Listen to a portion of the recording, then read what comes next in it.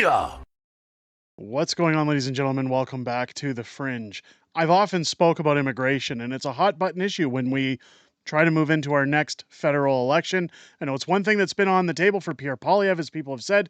What are you going to do about the mass immigration that Justin Trudeau has brought to our country? Not only is it raising rampant crime levels in our streets, but it's also contributing to people losing their jobs, not enough work being around for those Canadians who actually want to work. When you look at the Maritimes and the temporary foreign workers program, what that's done for people just to get entry level jobs, young adults who still live in their parents' basements, who can't even afford to work or pay rent or live on their own. Immigration, whether you look at it any way or another, is a mass problem in this country. Again, many people that when they want to argue it, they'll say it's racist to talk about these things. But one of the things that I've always thought is that in order to get the benefits that most Canadians get in this country, whether it's the Canada Child Benefit, whether it's tax write-offs for small businesses or whatnot, what blew my mind recently is a story that has come to light from one of my viewers as to just how much of our tax-paid money is going towards refugees in terms of breaks, in terms of free money. You remember I spoke with Danielle Smith last week, and we talked a little bit about the immigration status because Danielle had made a comment. She wanted to double Alberta's population. Many people thought that was immigrants, but Danielle specifically said there, we took a certain amount, we're done. We've told the federal government we're full, and we don't want people that are going to come here and leech off of our systems, that are going to take money away from us, from hardworking Albertans. I think this is true around the rest of the country. This should be the notion around the rest of the country, because these amounts of money are going to absolutely blow your mind as we go over them. I'll show this tweet that was sent out to me. Newly leaked document reveals just how much Canadian refugees get. Remember, if they're in a hotel, they also get $4,000 a month in hotel and food benefits. So let's take a look here. This is coming from Costi on August 30th, so it's recent. To whom it may concern.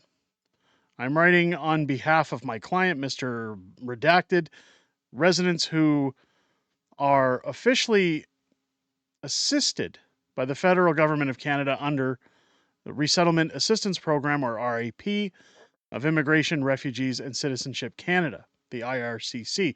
We've talked about that bogus program before and how it was supposed to be a temporary thing, but obviously not.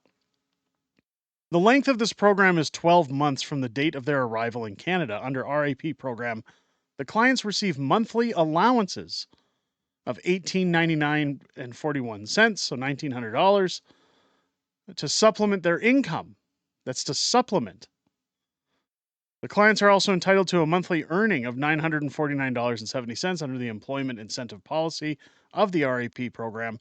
In addition, the clients are also eligible to the child tax benefit in Canada, a monthly amount of approximately $1,800. The client is also eligible for a monthly allowance of $500 from the RAP Housing Top-Up Allowance. The family also gets a startup allowance of $8,326.14 for basic household needs, furniture, and clothing. After termination, should this family require any financial assistance, they're eligible for the provincial government's financial assistance programs until they become self-sufficient. If you require further information or have any questions, feel free to give me a call at yada yada yada. Thank you very much for your cooperation and assistance. Sincerely, government tax-paid worker who's giving away hardworking Canadians money. Why this is a huge issue, when you add up the amounts, we're talking about essentially, now again, you add this to the $4,000 a month that comes in hotel rooms, we're roughly, let's do some fringe math here, we're looking at roughly $4,000 a month, $4,500 on top of the $4,000. So almost $8,500 a month plus $8,300 as soon as they come here to pay for their furniture, pay for clothing, pay for whatever they want. Keep in mind that nothing in this country is free. This comes out of our tax-paid earnings. Every time you get your paycheck and you see almost 40% of it going out the window to taxes, well, this is what it's going towards. Is Justin Trudeau virtue signaling to other countries to come here and steal our cars, to act unaccordingly, to defecate on our beaches, to take our jobs. I know that South Park reference is in there somewhere, so I'm sure someone's yelling it at the TV. But one thing that got me too was the Canada Child Benefit. Now, again, for the Canada Child Benefit, I would have to assume you're a tax-paying Canadian citizen, meaning you've contributed to the economy, so you get something back for your children. That's not so. Now, again, this was passed on to me allegedly. So I tried to find any information I could on the Canada Child Benefit. Again, we're recipients of it in this household. We have 3 children, but I can tell you that it's nowhere near the numbers that are being given here. Turns out refugees, according to this individual, are being given more than regular hardworking Canadians because, well, they get their DEI or diversity, equity, and inclusion stamp, and the government just virtue signals and says, here, have a little extra just because you're not from here. What's very alarming about this claim, and again, I couldn't find anything under the website, Canada Child Benefit is determined based on your annual earnings. So if your family makes an above average income or middle class income, you receive less per child than you do, say, if you live on the middle to lower class income bracket. But here it shows you don't even have to be a Canadian citizen, according to this individual. It says you can be a PR or temporary resident and qualify for the Canada Child Benefit with or without a social insurance number, including children under 17, and backdated 3 years from the date your citizenship or not. Quite the incentive for foreigners. Let's take a look here.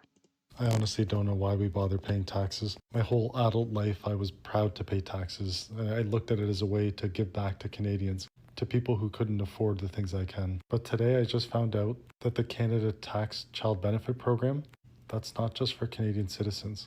Refugees, immigrants who have landed here, you don't even have to have a SIN, a social insurance number, and the government gives you $7,000 a year for every kid that you have. It's almost $8,000 for any child under 6, and it's $6,500 for each child in between the ages of 6 and 17. And again, you don't have to be a Canadian citizen. You could be a permanent resident as identified by the Immigration Refugee Act, a refugee, or even a temporary resident. And even if Service Canada will not give you a social insurance number, they said just give us a reason why they won't, and give us a photocopy of any of these things, and we're going to give you money.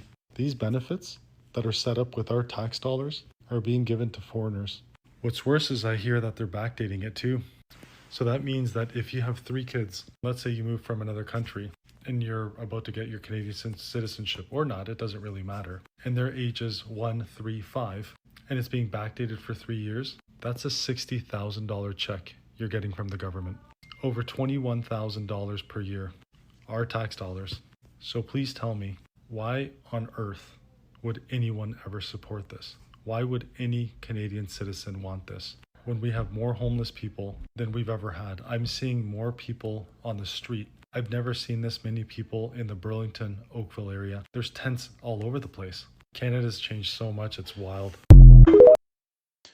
Now, that's the most important and crucial part of this entire video, is what we have to start asking as we go into full-scale election season. By the time the new year rolls around, you're probably going to see or hear your phone calls, your text messages, people coming to your door asking if you're willing to give your vote to a particular party or not. You're going to see canvassers, both for the NDP, the Conservative Party of Canada, the Liberals, you name it, door knocking, canvassing, trying to understand if they're going to get your vote when we get into the next federal election. The biggest question we should be asking right now is why?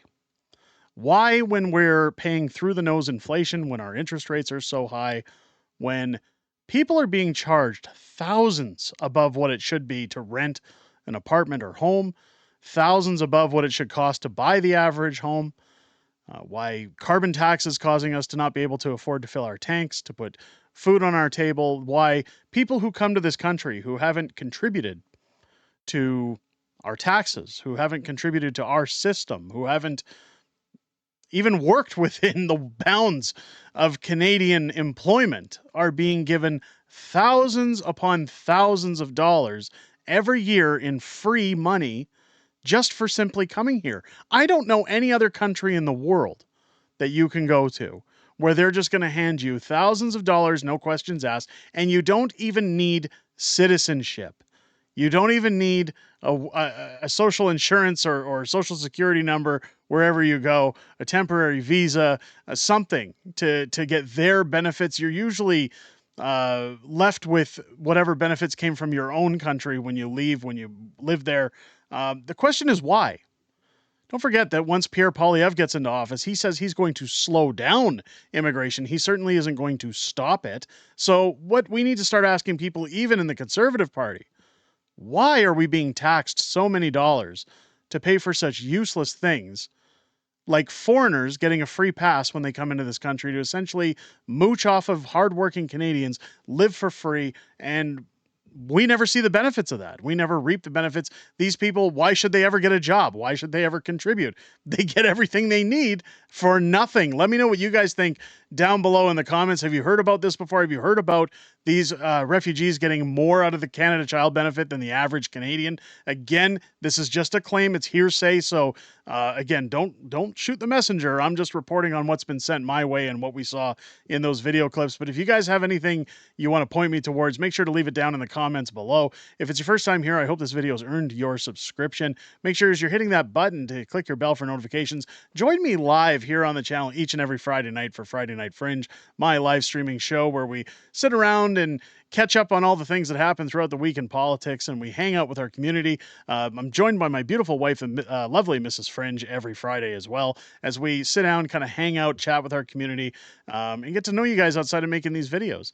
It's always great to chat with you guys every week. I look forward to it. My wife looks forward to it. And I look forward to hearing what each and every one of you has to say this upcoming Friday at 6 p.m. Pacific, 8 p.m. Central here on the channel. With that said, ladies and gentlemen, I hope you enjoyed this video and have a great rest of your day. I'll catch you on the next one.